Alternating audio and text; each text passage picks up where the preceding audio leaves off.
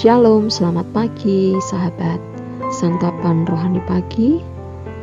Puji Tuhan, pagi ini kita akan sama-sama belajar satu kebenaran firman Tuhan dengan tema tekun sampai akhir. Sebagai ayat pembuka, kita mau membaca di dalam Wahyu 14 ayat yang ke-12. Yang penting di sini ialah ketekunan orang-orang kudus yang menuruti perintah Allah dan iman kepada Yesus. Sahabat, begitu pentingnya ketekunan dalam kekristenan. Rasul Paulus menasihati demikian. Kamu harus bertekun dalam iman, tetap teguh dan tidak bergoncang, dan jangan mau digeser dari pengharapan Injil yang telah kamu dengar dan yang telah dikabarkan di seluruh alam di bawah langit. Seberapa jauh kita bertekun di dalam Tuhan, sahabat? Seberapa tekun kita dalam doa, membaca, serta merenungkan firman Tuhan? Sudahkah kita bertekun menjalankan ibadah kita? Mari, bertekunlah kita dalam mengerjakan setiap tugas pelayanan yang Tuhan sudah percayakan kepada kita.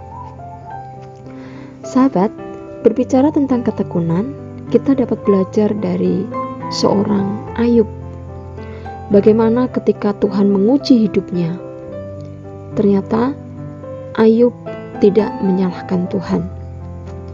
Dia tidak menghujat Tuhan, dia tidak mengeluarkan kata-kata yang tidak baik kepada Tuhan.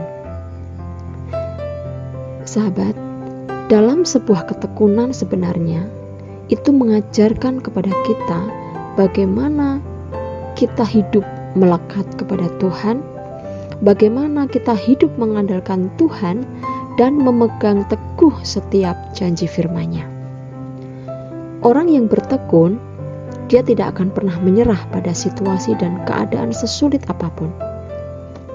Memang, ada kalanya Tuhan mengizinkan masalah atau penderitaan itu untuk menguji kualitas hidup kita, seperti yang dialami oleh Ayub tadi.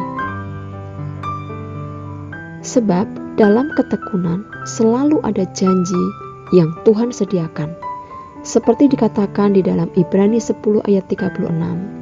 Sebab kamu memerlukan ketekunan, supaya sesudah kamu melakukan kehendak Allah, kamu memperoleh apa yang dijanjikan itu.